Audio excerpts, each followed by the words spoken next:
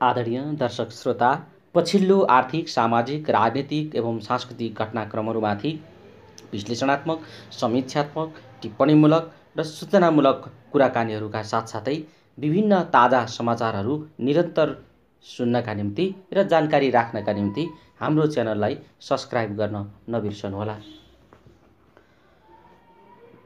भारतद्वारा अतिक्रमित नेपाली भूमि दार्चुलाको कालापानी क्षेत्र सँगसँगै लिम्पियाधुरा, कालापानी र लिपुलेकलाई समेटेर नेपालले आफ्नो प्रशासनिक नक्सा जारी गरेसँगै दार्चुलाको ब्यास गाउँपालिका छाङ्ग्रोमा बोर्डर आउट पोस्ट स्थापना गरेको थियो। उक्त बोर्डर आउट पोस्टमा खटिएको सशस्त्र प्रहरी बलले कालापानी क्षेत्रको नियमित गस्ती गर्दै आइरहेको छ। सोही क्रममा नेपाल भारत सीमाको 1 नम्बर पिलरमा पुगेर सशस्त्र प्रहरीले आफ्नो उपस्थिति देखाएको छ।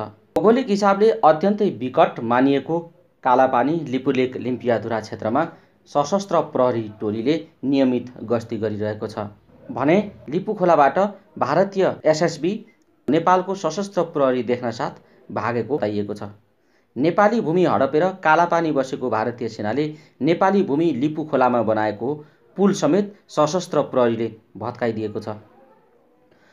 सशस्त्र प्रहरी महानिरीक्षक दिल्ली बहादुर चन्दको नेतृत्वमा उक्त क्षेत्रमा खटिएको सशस्त्र प्रहरीको टोलीले भारतीय एसएसबीले बनाएको उक्त पुल भत्काइदिएको हो। भारतद्वारा अतिक्रमित नेपाली भूमि दार्चुलाको कालापानी क्षेत्र पुगेर प्रधान सेनापति पूर्णचन्द्र थापा र सशस्त्र प्रहरी निरीक्षक आइजिपी सर्वेन्द्र खनालले निरीक्षण गरेका थिए। त्यस क्रममा प्रधान सेनापति थापाले त्यहाँ सीमा सुरक्षार्थ तैनाथ प्रहरी बल एपीएफको टोलीलाई निर्भीक भएर जिम्मेवारी सम्हाल्न निर्देशन दिएका थिए। उक्त निर्देशन पाएसँगै गस्तीमा निस्किएको सशस्त्र प्रहरी बलले उक्त क्षेत्रको नियमित गस्ती गर्दै आएको छ भने भारतले गरेका थिचोमिचोहरूको गहिरो रिपोर्ट तयार गरिरहेको छ। सशस्त्र प्रहरीले गस्ती गर्नु सँगसँगै त्यस क्षेत्रमा भएका अतिक्रमित क्षेत्रका अवस्थाहरू, भौगोलिक स्थिति र त्यहाँको चुनौती र अप्ठ्याराहरूबारे विशेष प्रतिवेदन तयार गरिरहेको बुझिएको छ। सँगसँगै सशस्त्र प्रहरीले उक्त क्षेत्रको गस्ती गर्न थालेपछि भारतीय पक्षहरू केही पछि हटेको बुझिएको छ। लिपुखोलाको पुल सशस्त्र प्रहरीले भत्काएपछि लिपुखोलाको पुल आसपास रहेका भारतीय सुरक्षा बलका एसएसपीका जवानहरू उक्त क्षेत्रबाट फरार भएको बुझिएको छ। नेपालको सशस्त्र प्रहरीले नियमित गस्ती गर्न थालेपछि त्यहाँका क्षेत्रहरूमा अहिले भारतीयहरूको विगतको दबदबा घटेको स्थानीयहरूले महसुस गरेका छन् भने सशस्त्र प्रहरीले कुनै पनि भूमिकाको कमी नगरिकन उक्त क्षेत्रको निरन्तर गस्ती गरिरहेको छ। तर आदरणीय दर्शक श्रोता, दुःखलाग्दो कुरा, त्यहाँ भारतीय पक्षका करिब 4300 फौज राखिएको छ कालापानी क्षेत्रमा भने नेपालतर्फबाट जम्मा सशस्त्र प्रहरीका 25 जना सुरक्षाकर्मी खटाइएको छ। त्यसका बावजुद पनि सशस्त्र प्रहरीले आफ्नो नियमित गस्तीलाई निरन्तरता दिएको छ भने छाङ्ग्रोबाट धेरै टाढा रहेको उक्त सीमा क्षेत्रमा पुगेर आफ्नो उपस्थिति देखाएसँगै भारतीय पक्षले बनाएका अस्थायी संरचनाहरू समेत भत्काइदिएको छ। सशस्त्र प्रहरीको यो कार्यलाई स्थानीय जनताले निकै स्वागत गरेका छन्। विगत लामो समयदेखि नेपालको उपस्थिति नभएको उक्त क्षेत्रमा भारतीय पक्षले हडपेर आफ्नो नेपाली भूमिलाई आफ्नो नक्सामा दाबी गरेपछि नेपाल सरकारले बाध्य भएर उक्त क्षेत्रमा आफ्नो उपस्थिति देखाउन सुरु गरेको छ भने नेपालको हडपिएको भूमिलाई आफ्नो नक्सामा समेटेर नेपाल सरकारले भर्खरै मात्र निशाना छाप समेत संशोधन गरेर नेपालको नक्सा पारित गर्दै सार्वजनिक गरेको छ। त्यसपछि बिग्रिएको नेपाल भारतको सम्बन्धमा अहिले धेरै दरारहरू उत्पन्न भएका छन्। भारतीय पक्षले अझै पनि नेपाली भूमि समेटेर नक्सा सार्वजनिक गर्नु आफूहरूको गल्ती थियो भनेर स्वीकार गर्न सकेको स्थिति छैन भने नेपाल पक्षले निरन्तर वार्ताको पहल गरिरहेको छ। विगत लामो समयदेखि उक्त क्षेत्रको समस्या समाधान गर्नका लागि भनेर नेपाल सरकारले विभिन्न किसिमका बुद्धिजीवीहरूका सङ्गठन बनाउनेदेखि निरन्तर कूटनीतिक पहलहरू गरिरहेको हो।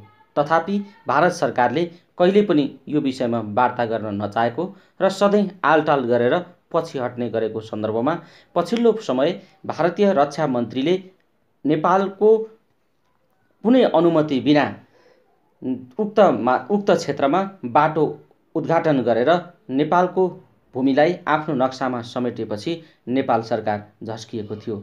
त्यसपछि नेपाली जनताले चौतर्फी दबाव सिर्जना गरेपछि नेपाल सरकारले उक्त क्षेत्रलाई आफ्नो भूमि समेटेर नेपालको नक्सा सार्वजनिक गर्न बाध्य भएको थियो। त्यसपछि विकसित घटनाक्रमहरूमा धेरै मानिसहरूले अब वार्ताको औपचारिक बाटो खुल्ला भएको र भारतले वार्ताको पहल कदमी लिन अब ढिलो गर्नु हुँदैन भन्ने राय सुझावहरू पनि प्रस्तुत गरेका थिए र नेपालले आफ्नो नक्सा पूर्ण बहुमतका साथ राष्ट्रिय सहमतिका साथ राष्ट्रिय एकता कायम गर्दै उक्त नक्सा सार्वजनिक गरेपछि भारतीय पक्ष वार्तातर्फ भन्दा अझै द्वन्द्वतर्फ अग्रसर भएको देखिन्छ। अहिलेसम्म कुनै पनि वार्ताका पहलहरूलाई भारतीय पक्षले अस्वीकार गर्दै आएको छ भने नेपाल पक्षले अझै पनि वार्ता र संवादद्वारा कूटनीतिक रूपमा उक्त समस्याको हल निकाल्ने प्रयत्न गरिरहेको छ। आदरणीय दर्शक श्रोता, पछिल्लो समय नेपालको सुरक्षाकर्मी सशस्त्र प्रहरी महानिरीक्षक डिल्लीबहादुर चन्दको नेतृत्वमा ब्यास गाउँपालिका स्थित छाङ्ग्रोमा बोर्डर आउटपोस्ट स्थापना भएसँगै सशस्त्र प्रहरी बलले कालापानी क्षेत्रको नियमित गस्ती गर्ने क्रममा नेपाल भारत सीमाको 1 नम्बर पिलरमा पुगेर जुन खालको उपस्थिति देखाएको छ यो पर्याप्त छैन। त्यहाँ सुरक्षाकर्मीको संख्या थपिनुपर्छ भन्ने जनआवाजहरू उठिरहेका छन् र त्यहाँ नेपाली सेना र सशस्त्र प्रहरीका प्रमुख त्यहाँ पुगेर उक्त क्षेत्रमा काम गरिरहेका र गस्ती गरिरहेका सशस्त्र प्रहरीका जवानहरूलाई निर्भीक रूपमा आफ्नो जिम्मेवारी पूरा गर्न र सम्हाल्न निर्देशन दिएसँगै सशस्त्र प्रहरीले 25 जनाको सानो टुकडीले पनि निकै महत्त्वपूर्ण ढङ्गले उक्त क्षेत्रको सुरक्षामा काम गरिरहेको परिणामले देखाइरहेको छ। आदरणीय दर्शक श्रोता, यो भयो त्यो क्षेत्रको तत्कालको खबर। तथापि त्यहाँ सुरक्षाकर्मीले कस्ता किसिमका समस्याहरू झेलिरहेका छन्, सुरक्षाकर्मीका आवश्यकताहरू कतिको पूरा भइरहेका छन् भन्ने विषयमा पनि हामीले संवेदनशील रूपमा त्यहाँ जिज्ञासा राख्दै आइरहेका छौँ। प्रधान सेनापति थापा र सशस्त्र प्रहरीका आइजिपी शैलेन्द्र खनाल नै उक्त क्षेत्रमा जानु र त्यहाँका सुरक्षाकर्मीहरूलाई भेट्नुले निकै ठुलो अर्थ राखेको छ र त्यस क्षेत्रमा जसरी सशस्त्र प्रहरीले काम गरिरहेको छ यसप्रति दार्चुलाका जनताले अत्यन्त ठुलो गौरव महसुस गरेका छन् भने 25 जना सुरक्षाकर्मीको उक्त टोली सीमा सुरक्षा टोलीले सिङ्गो नेपालको ध्यान केन्द्रित गरिरहेको छ। अहिले सारा नेपाली जनताको ध्यान कालापानी, लिपुलेक र लिम्पियाधुरा क्षेत्रमा छ भने अन्तर्राष्ट्रिय रूपमा भारत चीन द्वन्द्वलाई पनि नेपाली जनमानसले गहिरो रूपमा नियालिरहेको छ। भारत र चीन बीचको द्वन्द्वमा नेपाल सरकारले आफ्नो आधिकारिक धारणा सार्वजनिक गरिसके पनि नेपाल भारत बीचको द्वन्द्व समाधान गर्ने विषयमा भने अहिलेसम्म कुनै पहलमा भारतीय पक्ष अगाडि सरेको देखिँदैन। तर नेपाली भूमि समेटेर तयार पारिएको नक्साबारे अन्तर्राष्ट्रिय मुलुकहरू भने बोलिसकेका छन्। नेपाल स्थित अमेरिकी दूतावासले नेपाल सरकारले सार्वजनिक गरेको नयाँ नक्सालाई मान्यता दिँदै कालापानी, लिपुलेक र लिम्पियाधुरा क्षेत्र नेपालको आधिकारिक भूमि भएको स्पष्ट गरिसकेको छ भने छिमेकी मित्र राष्ट्र चीनले पनि कालापानी, लिम्पियाधुरा र लिपुलेक क्षेत्र नेपाली भूमि भएको र भारतले आफूहरूलाई भ्रममा राखेर विगतमा धेरै कमजोरीहरू भएको भए पनि त्यो नेपाली भूमि भारतले फिर्ता गर्नुपर्ने धारणा चीन सरकारले समेत स्पष्ट रूपमा राखिसकेको छ। यसरी अन्तर्राष्ट्रिय रूपमा छिमेकी मुलुकदेखि विभिन्न मुलुकहरूले नेपाली भूमि भारतले अतिक्रमण गरेको सत्यलाई उजागर गरिरहँदाखेरि पनि भारतका प्रधानमन्त्री नरेन्द्र मोदी र भारतीय सत्तापक्ष अहिलेसम्म पनि नेपालसँग वार्ता गर्ने कुरामा अग्रसर देखिँदैन। बरु उल्टै उसले विभिन्न बहानाबाजी गर्दै घुमाउरो तरिकाले धम्कीका भाषाहरू प्रयोग भइरहेको छ। कतै भारत के नेपालसँग युद्ध गर्न चाहिरहेको छ, यस्ता प्रश्नहरू पनि उठिरहेका छन्। तर भारतमा भने मोदीको तीव्र आलोचना भएको छ।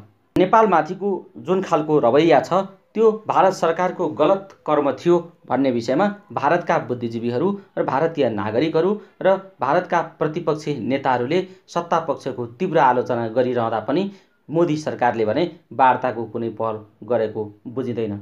नेपाल सरकारले विभिन्न किसिमका कूटनीतिक पहलहरू गरिरहेकै छ, तथापि अहिलेसम्म वार्ता नहुनुलाई निकै दुःखद रूपमा हेरिएको छ। रात रहे अग्राह पलाउँछ भने जस्तै दार्चुलाको ब्यास गाउँपालिका छाङ्रुमा बोर्डर आउटपोस्ट स्थापना भएसँगै सशस्त्र प्रहरीले जुन खालको कर्तव्य निर्वाह गरिरहेको छ, कालान्तरमा यसले अरू थुप्रै मोडहरू लिन सक्ने स्पष्ट देखिन्छ। नेपाली जनताले नेपाली भूमि बरु बलिदान गर्न तयार भएको, तर 1 इन्च नेपाली भूमि कसैसँगलाई छोड्न तयार नभएको नेपाली जनताले प्रतिबद्ध भएर आवाज उठाइरहेको सन्दर्भमा भारतले जुन खालको हेपाह तरिकाबाट अगाडि बढिरहेको छ र वार्ता र छलफलका सम्भावनाहरू जसरी भारतले टार्दै लगिरहेको देखिन्छ, यसले नेपाललाई भन्दा पनि भारतलाई नै क्षति हुने लगभग निश्चित देखिएको छ। आदरणीय दर्शक श्रोता, प्रधान सेनापति पूर्णचन्द्र थापा र सशस्त्र प्रहरी महानिरीक्षक आइजिपी शैलेन्द्र खनाल दार्चुलाको छाङ्रु पुगेसँगै भारत पक्षले पनि यो कुरालाई संवेदनशील मान्दै आएको छ। भारतले कालापानी गुन्जी हुँदै लिपुलेक भन्ज्याङ जोड्ने बाटोको ट्र्याक खोली वैशाख 6 गते भारतीय रक्षा मन्त्रीले एकतर्फी बाटो उद्घाटन गरेपछि नेपालीहरूको भावनामा अत्यन्तै ठूलो चोट पुगेको छ। तथापि जस्तासुकै चोट र अपमानका घुड्काहरू सहेर भए पनि नेपाल पक्षले कूटनीतिक रूपमै यो विषयलाई हल गर्ने कुरामा संवेदनशील ढङ्गले आवाज उठाइरहेको छ। तर गरेको कूटनीतिक प्रयत्नलाई कमजोरी ठानेर भारतीय पक्षले पटक पटक नेपाली भूमि र नेपाली स्वाधीनतामाथि धावा बोल्दै आएको भने नौलो होइन।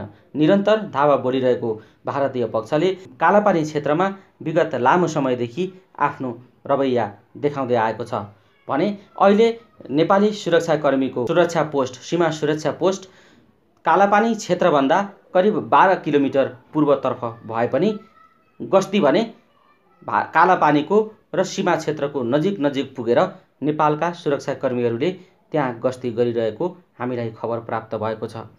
सशस्त्र प्रहरी महानिरीक्षक दिल्ली बहादुर चन्द नेतृत्वको सशस्त्र प्रहरीको उक्त टोलीलाई हाम्रो धेरै सलाम छ र सरकारले त्यो क्षेत्रमा खटिएका सुरक्षाकर्मीहरूको आवश्यकता र समस्याप्रति धेरै संवेदनशील भएर काम गर्नु जरुरी देखिएको छ भने उक्त सङ्ख्यामाथि थप नेपाली सुरक्षाकर्मीहरूको सङ्ख्या उक्त क्षेत्रमा बढाएर सीमाको साँच्चै बलियो सुरक्षाका निम्ति पहल लिनु अझै आवश्यक देखिएको छ।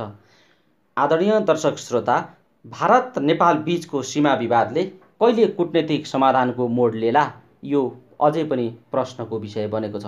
तथापि नेपाल पक्षले अहिले जे गरिरहेको छ, नेपाल सरकार र नेपालका सीमा सुरक्षा कर्मीहरूलाई नेपाली जनताले हृदयदेखि नै धन्यवाद दिइरहेका छन्। हामी आशा गर्छौँ यो नेपाली भूमि भौगोलिक रूपमै भौतिक रूपमै आफ्नो गुमेको भूमि नेपाल सरकारले फिर्ता गर्न सक्नुपर्छ र भारतीय पक्षले प्रमाण र ऐतिहासिक पृष्ठभूमिका आधारमा वार्तामा बस्न आलेटाले गर्नु हुँदैन। दुई देश बीचको सुमधुर सम्बन्ध स्थापित गर्ने सन्दर्भमा दुवै देश संवेदनशील हुनु जरुरी छ। होइन, यदि यो विषय रहँदै गयो र यसले सही समाधान निकाल्न सकेन भने सुमधुर सम्बन्धहरूमा दरार उत्पन्न हुन सक्छन् र त्यो दुःखद परिणाम पनि हुन सक्छ। आदरणीय दर्शक श्रोता, सशस्त्र प्रहरीको यो कामलाई हामीले तपाईहरुका बीचमा प्रस्तुत गर्यौं। सशस्त्र प्रहरीले त्यहाँ नेपाली भूमि हडपेर बनाइएको लिपु खोलाको भारतीय पक्षले बनाएको लिपु खोलाको पुल भत्काइदिएको छ र सशस्त्र प्रहरीले प्रभावकारी ढंगले उक्त क्षेत्रको गस्ती गरिरहेको छ। तपाईलाई यो समाचार सुन्दा कस्तो लाग्छ? आफ्ना भावना र सुझावहरू कमेन्ट बक्समा लेख्न नबिर्सनुहोला।